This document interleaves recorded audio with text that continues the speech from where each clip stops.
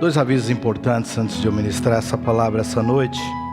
As mulheres pedem para avisar que amanhã a oração às 10 horas da manhã, como de costume, de 15 dias elas se reúnem a orar, e amanhã nós teremos então elas se reunindo aqui na igreja às 10 horas da manhã. E o outro aviso tem a ver com os pais de maneira geral. As professoras e a líder do departamento infantil, a pastora Sara, pediu que eu passasse essa informação devido à dificuldade de manter as crianças de 0 a 5 anos desde o início no culto, na sala de criança. Então, portanto, eu quero pedir aos pais, a gente já não anuncia quando as crianças devem sair, porque as pessoas sabem que é durante a oferta. Então, se você tem criança, igual você vê a minha filhinha sempre aqui comigo, a menorzinha, é porque ainda não está na idade. E é difícil para os professores manter a atividade para essas crianças nessa idade. Do outro lado, você vai ensinar aos seus filhos a importância de se permanecer no culto, ensinar a ele como se portar no culto. Então, existem os dois fatores. Eu sei que para alguns, pastor, é difícil manter meu filho aqui, não me permite louvar, não permite adorar. Pelo contrário, você deve estar ensinando os seus filhos a orar e adorar ao Senhor. A filha de pastor senta no primeiro banco e tem que ficar quietinho, então acho que todas as crianças podem também, não é verdade? Então, colabore, ensine a sua criança, ajude ela a amar a casa do Senhor. Ela é a sua maior discípula, amém? Então, faça isso em nome de Jesus. Eu quero que você abra a sua Bíblia no livro de Filipenses. Eu estou um pouco rouco hoje, minha garganta está meio coçando, então se você vê um pigarrozinho assim, de vez em quando, me perdoa. Fiz de tudo para estar bem até hoje, mas infelizmente a minha esposa, com essa gripe que ela está passando, não tem acabando me atingindo. Então a culpa é da mulher, sempre da mulher, né? Eu pedi que o Fernando cantasse essa canção, enquanto você abre aí em Filipenses capítulo 4, porque durante essa semana eu preparava uma outra mensagem para pregar hoje, e eu senti o Espírito Santo claramente falar comigo sobre um tema que a gente conhece, a gente fala outra hora, está sempre trazendo ele à tona, e por incrível que pareça, o mover do Espírito é tão tremendo que eu comecei a escrever coisas, como eu digo sempre, não é coisa nova para o cristão que lê a Bíblia, a gente já sabe, mas que a gente precisa ser relembrado.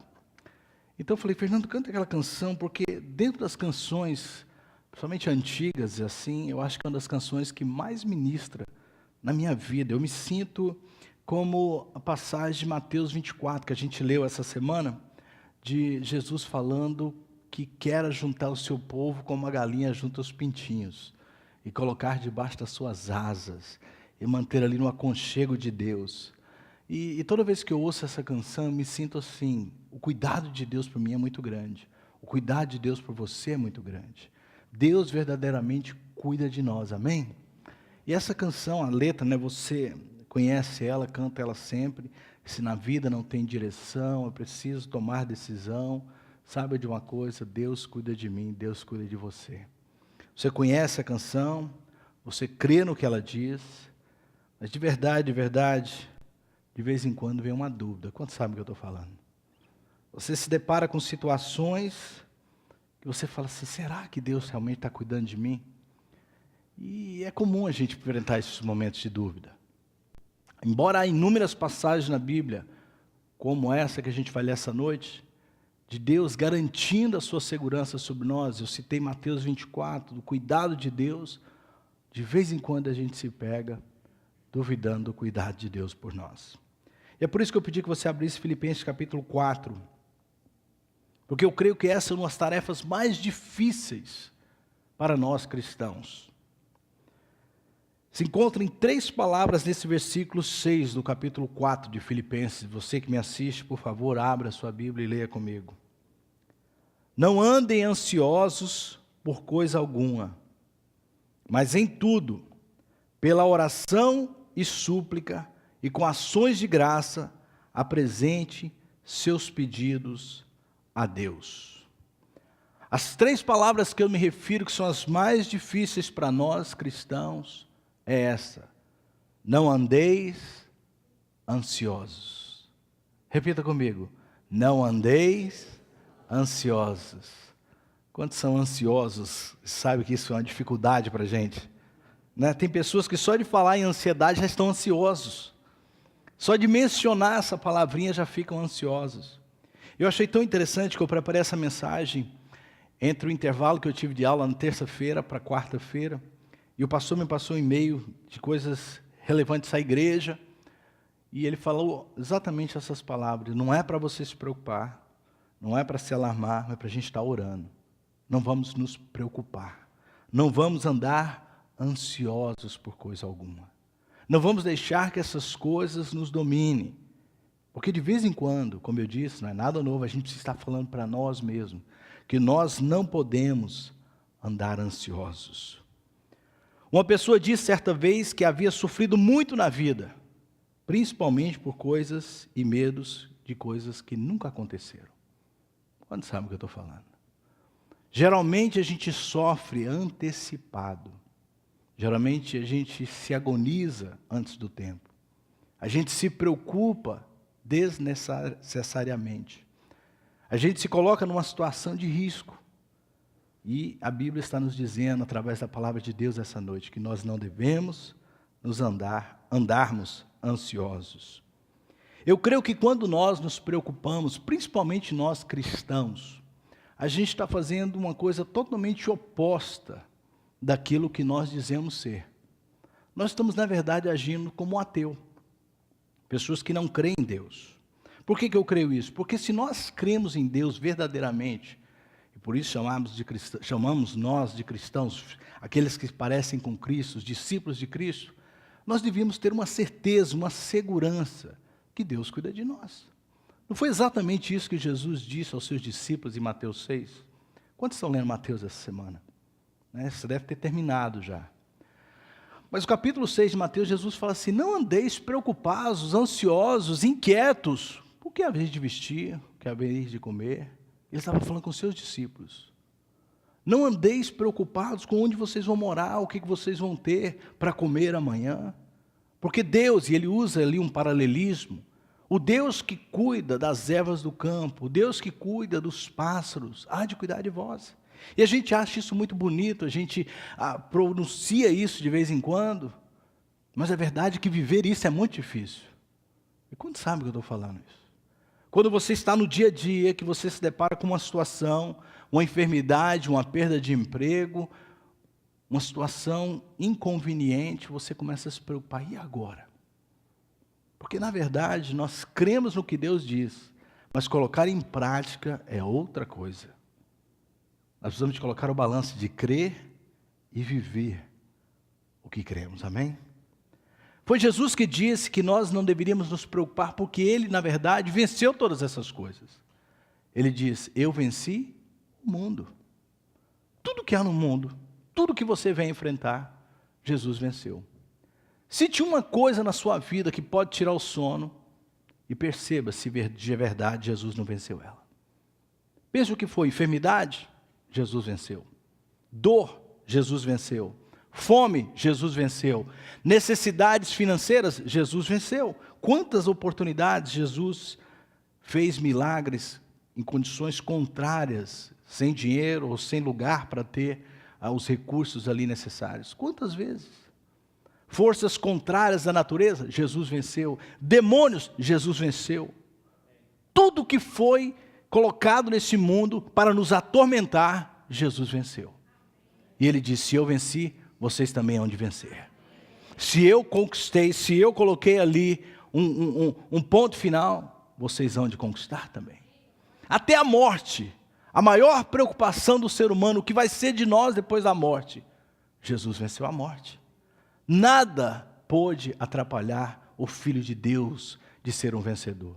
E nós, como cordeiros de Cristo, também nunca precisamos nos preocupar, porque Ele disse: assim como eu venci, vocês também hão de vencer. Muitas vezes procedemos com pessoas que usam um elevador, irmão, mas não colocam as malas no chão. Já percebeu isso? Você foi chamado para subir, mas você está ali carregando o peso das malas. Mas você está dentro do elevador, por que você não coloca ela no chão e descansa? Não sei, eu não me sinto seguro. Na verdade, Deus está te chamando a colocar todo o peso nos ombros do Senhor Jesus. Tudo que te tira o sono, tudo que te atrapalha a descansar, tudo que não te permite ter o que Deus quer que você tenha. Sabe o que Deus quer que você tenha? Diga comigo, paz. Enche a tua boca e diz, paz.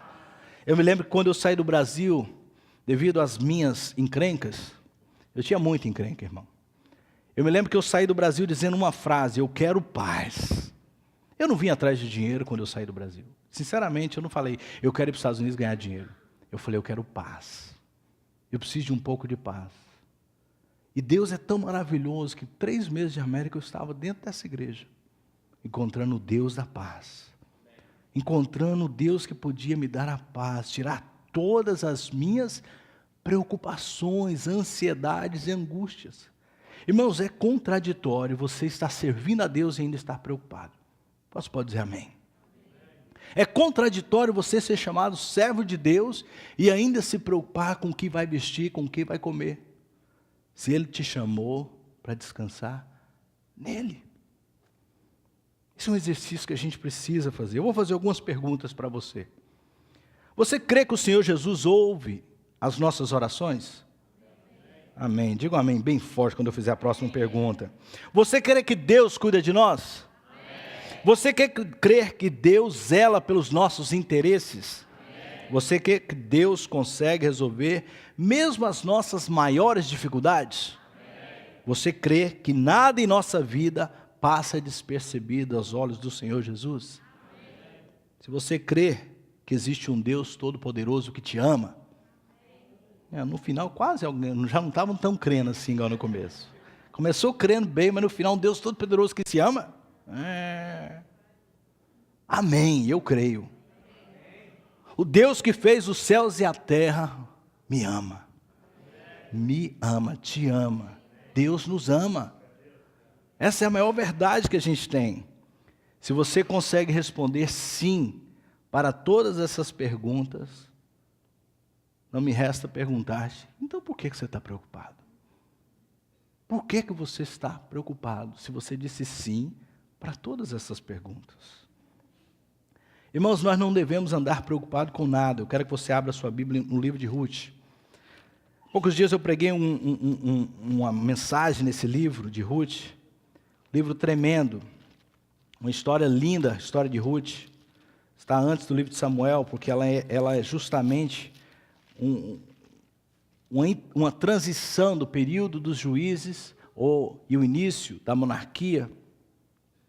E no livro de Ruth, você conhece a história. Ruth é uma das noras de Noemi. Casa-se com um dos seus filhos, que junto com o seu pai e o seu irmão vem a falecer numa terra distante. Eu fico imaginando nós, imigrantes, vivendo o que Ruth estava vivendo, bem semelhantes. E eu vejo que a história de Ruth é uma história triste, dramática, uma história sem muita expectativa, sem muita esperança.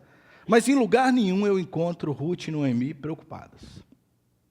Eu não vejo em momento nenhum elas dizendo ou aclamando, o que vai ser de nós? O que nos espera agora, 2 viúvas perdidas nesse mundo sofrido? Ai de mim, mundo cruel. Nenhum momento elas estão preocupadas.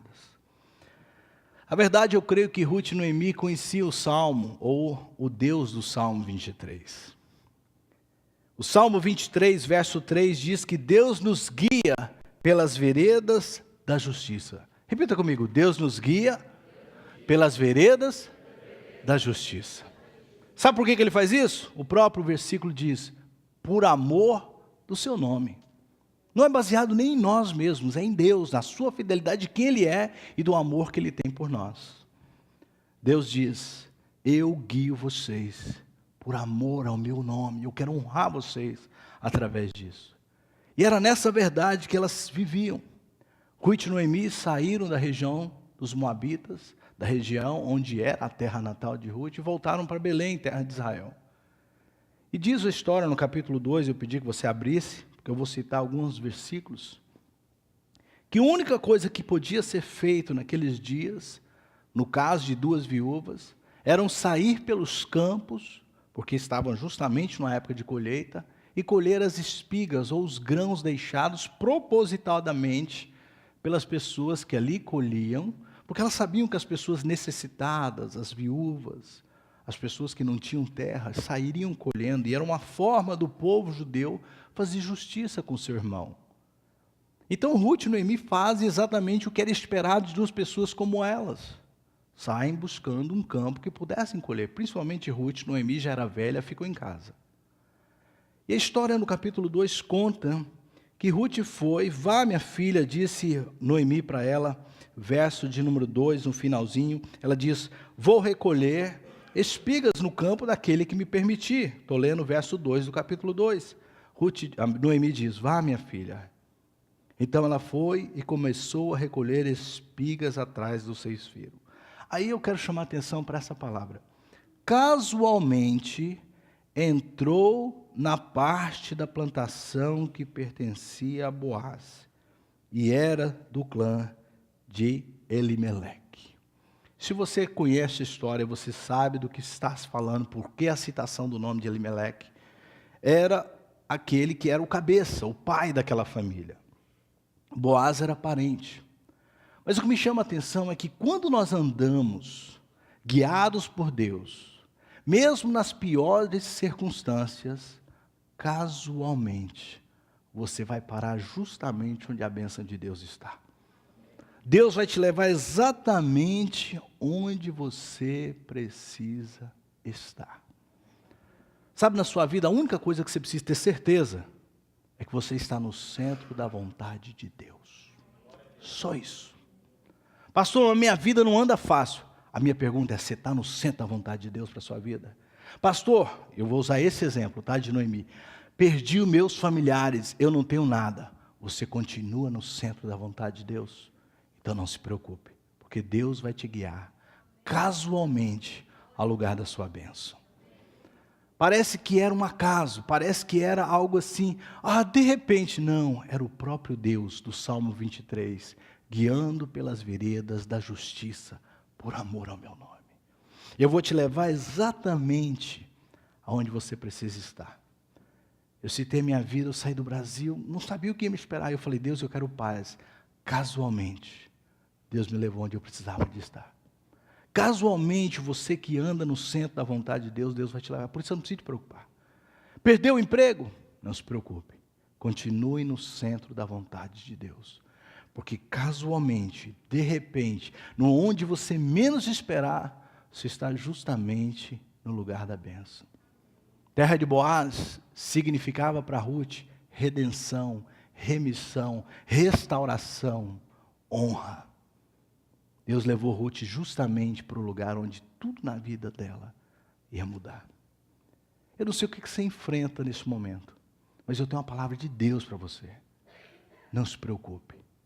Amém? Vire para a pessoa do seu lado e fala assim, sabe de uma coisa? Deus está mandando te dizer essa noite.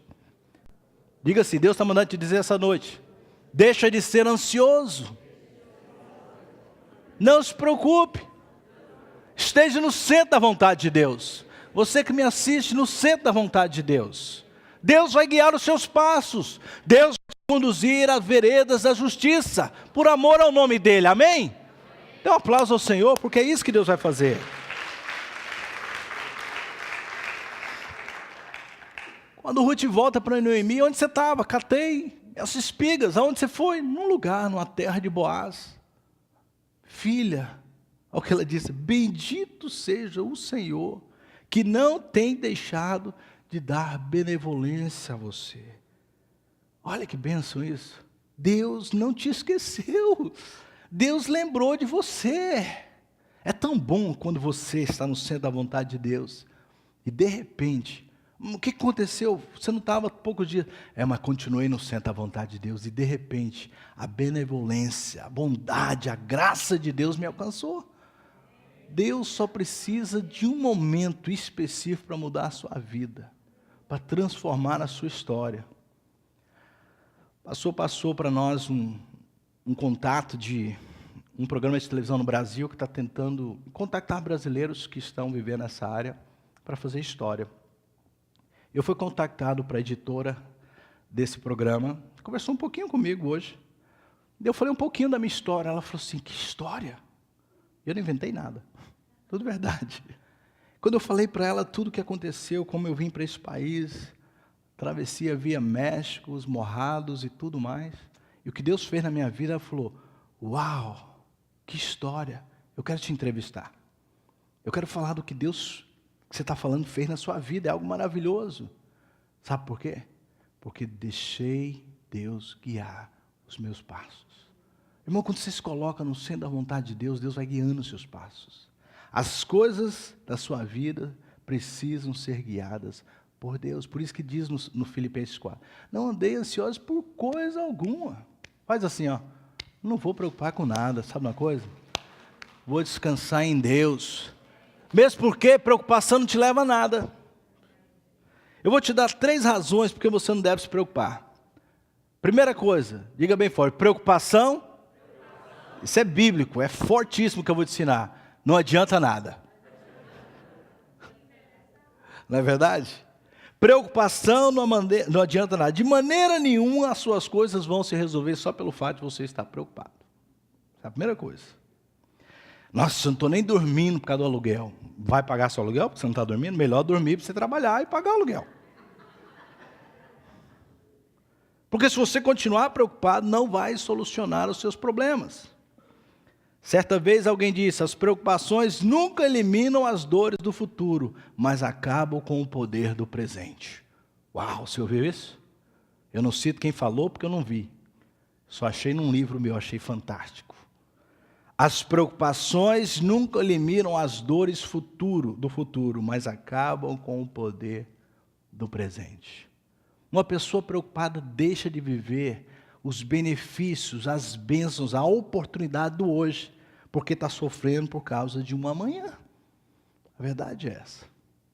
Ela não dorme porque está preocupada. Ela não come porque está preocupada. Então ela perde a comida, perde o sono, perde a pessoa que está do seu lado. Preocupação não adianta. Eu já li também sobre isso e vou citar. Preocupação é igual cadeira de balanço. Te mantém ocupado, mas não te leva a lugar nenhum. Você está se movendo para lá e para cá, mas não adianta. Porque se adiantasse, não existiriam problemas em pessoas preocupadas. As pessoas preocupadas são as que mais têm problemas, porque não tem nem força de resolver os seus problemas. Então, ficar preocupado não adianta. Segunda razão, porque não vem ficar preocupado. Primeiro, não adianta. Segundo, diga comigo, é nocivo. É nocivo, faz mal. Eu li recentemente uma revista falando de pesquisas psicomáticas, que tem aumentado muito nessa era, porque as pessoas andam mais preocupadas, mais ansiosas. Úlceras, problemas cardíacos, doenças que têm origem em preocupação, têm elevado seus índices em até 70% nos últimos anos, segundo essa revista. Eles provocam tensões, mau humor, nervosismo e um monte de problema. É horrível ficar do lado de pessoas preocupadas, não é verdade? Talvez você é uma delas. É difícil ficar do lado de pessoas muito preocupadas. Pessoas aflitas com o que vai acontecer. Tem pessoas que já estão aflitas só de ver os rumores de guerra que a gente está para presenciar, se é que vai ter uma guerra, não sei. Se caberia uma guerra nessas condições que estamos vivendo hoje.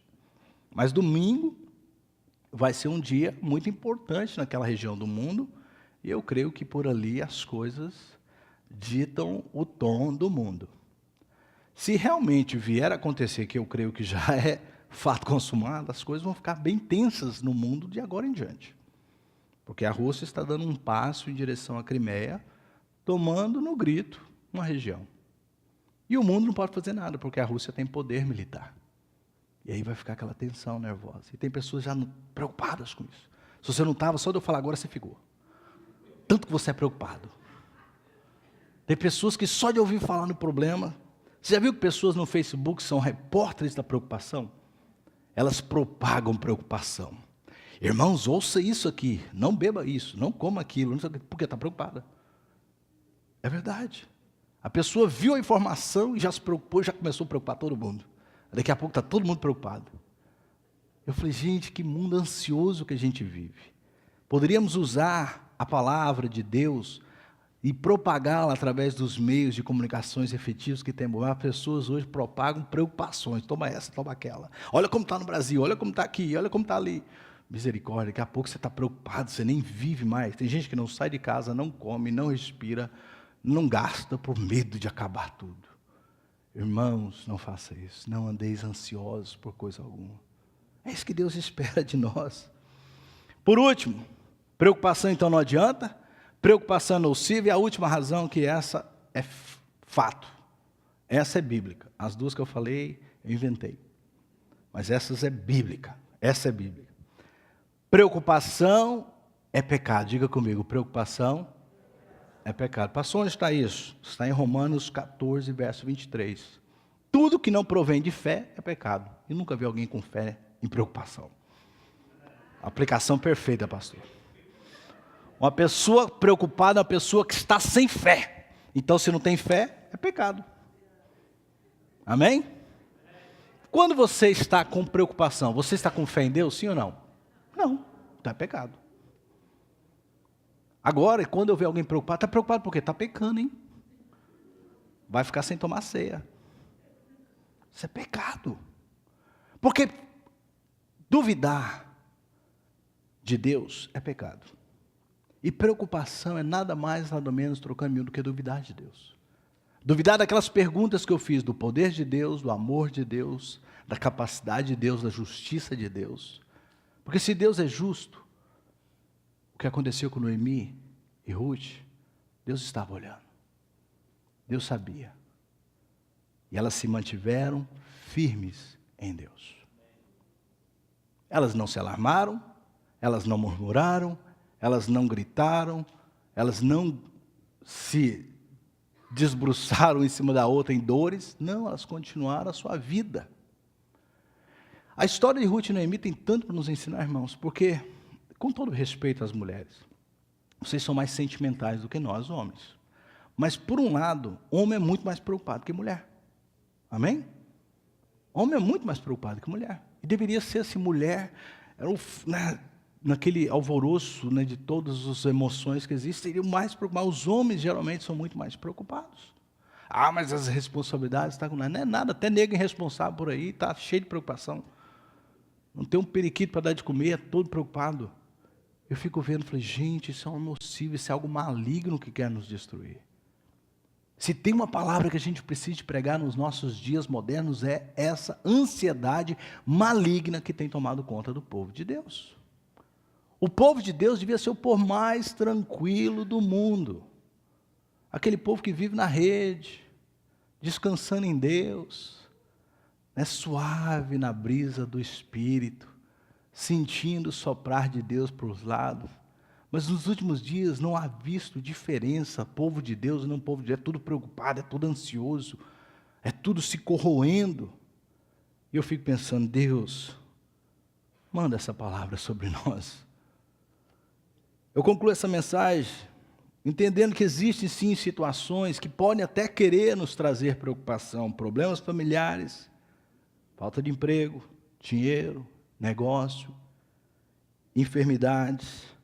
Racionalmente, tudo isso, de fato, pode querer nos tirar o sono. Racionalmente, as pessoas podem sim ficarem atribuladas. Mas na prática, o que nós devemos fazer? Volte lá para o seu texto em Filipenses 4.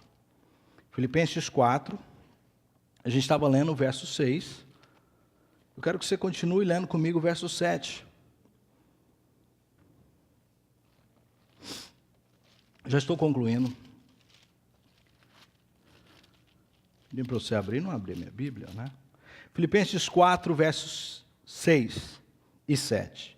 Não andeis ansiosos por nada, mas em tudo pela oração e súplica, com ações de graça, apresente seus pedidos a Deus.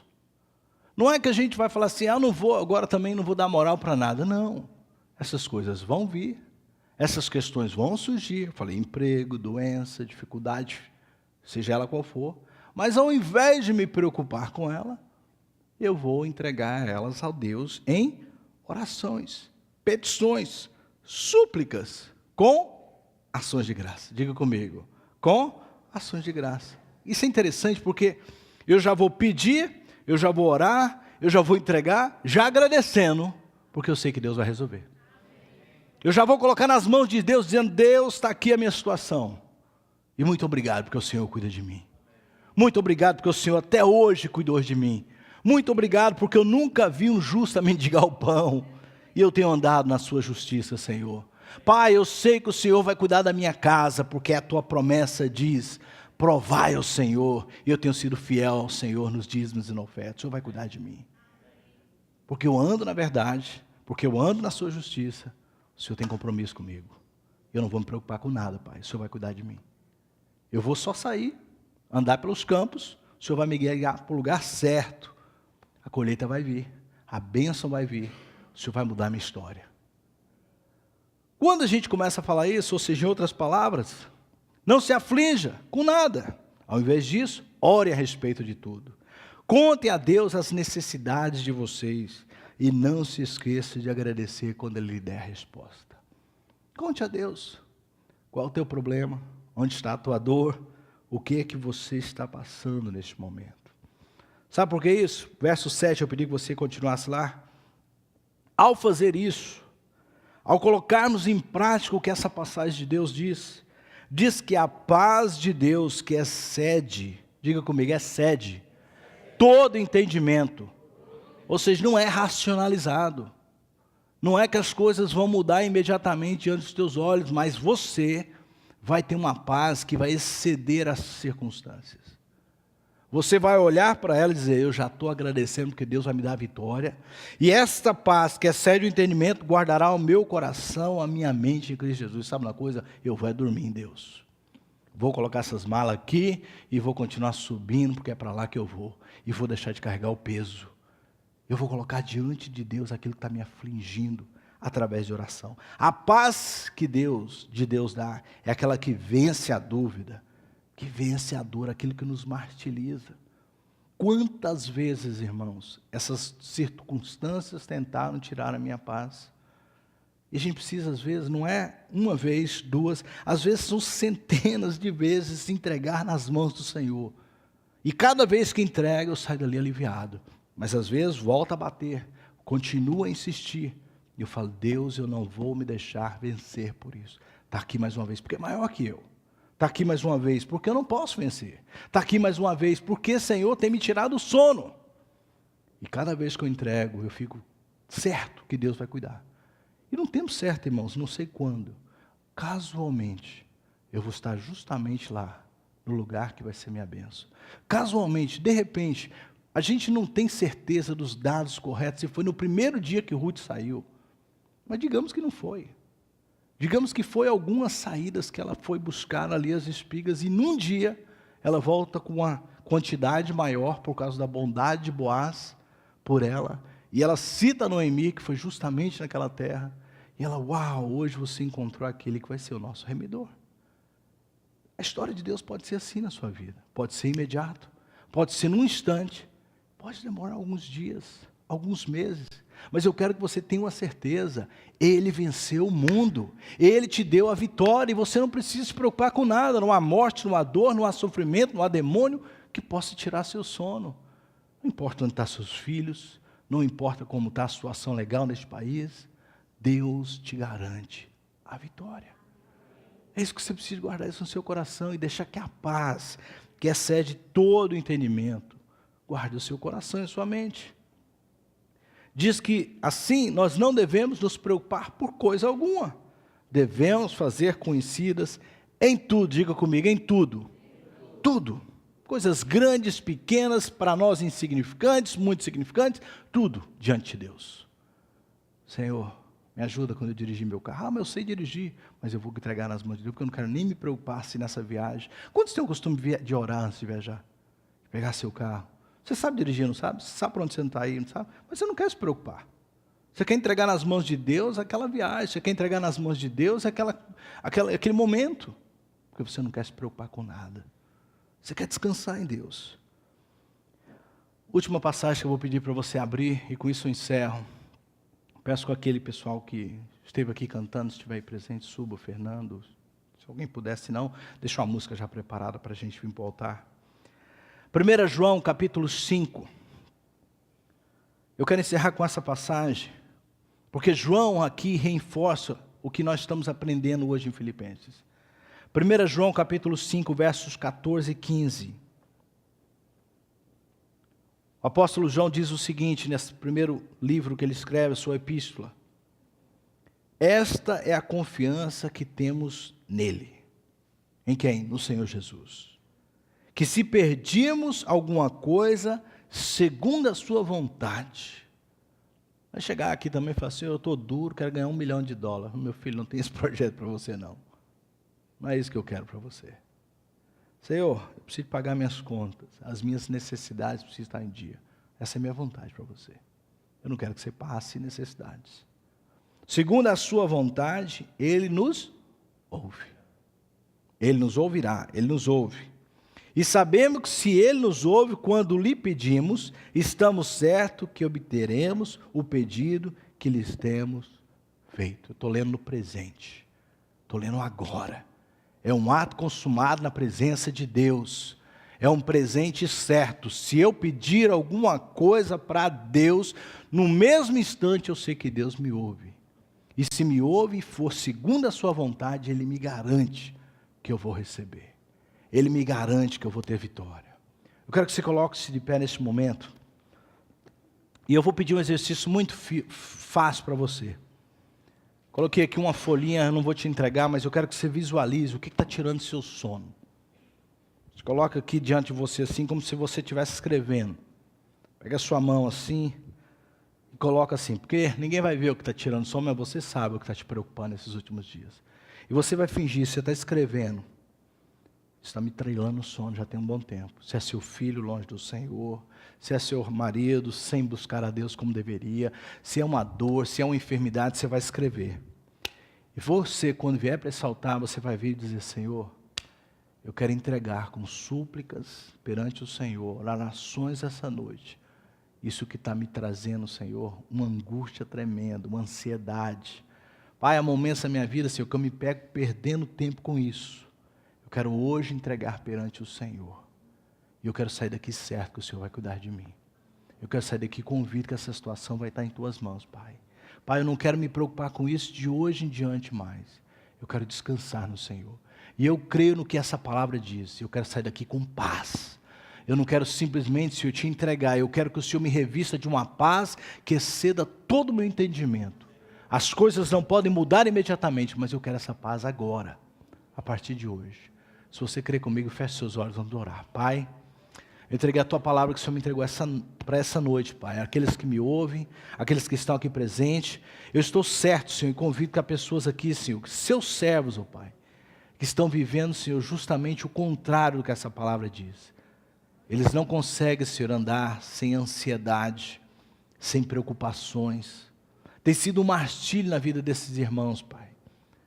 Homens e mulheres que foram chamados, Senhor Jesus, para conquistar. Homens e mulheres que foram chamados, Senhor, para andar sobre o mar.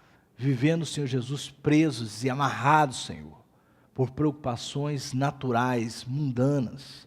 Coisas que o Senhor já nos deu a vitória. Mas hoje, Senhor, nós queremos mudar isso. Nós queremos um povo livre dessas questões, Pai. Tudo aquilo que é natural, tudo aquilo, Senhor Jesus, que o Senhor sabe que é as nossas necessidades, de hoje em diante não queremos nos preocupar com isso mais. Não é pela força do nosso braço que a gente vai pagar o aluguel, Senhor. Não é trabalhando mais, não é sacrificando o tempo com o Senhor, não é, Senhor, deixando o tempo com os nossos filhos. É o Senhor que vai nos guiar, Senhor, até a terra de Boaz. Até a terra da nossa bênção. É o Senhor que vai abrir portas onde não tem portas. É o Senhor que vai transformar situações onde está tudo perdido, por amor ao Teu nome, Senhor. Senhor, eu confio na Tua palavra e no que o Senhor está entregando esta noite para nós. Muda a história desse povo, Senhor, para a glória do Teu nome, em nome de Jesus. Amém. Deus abençoe, meu querido.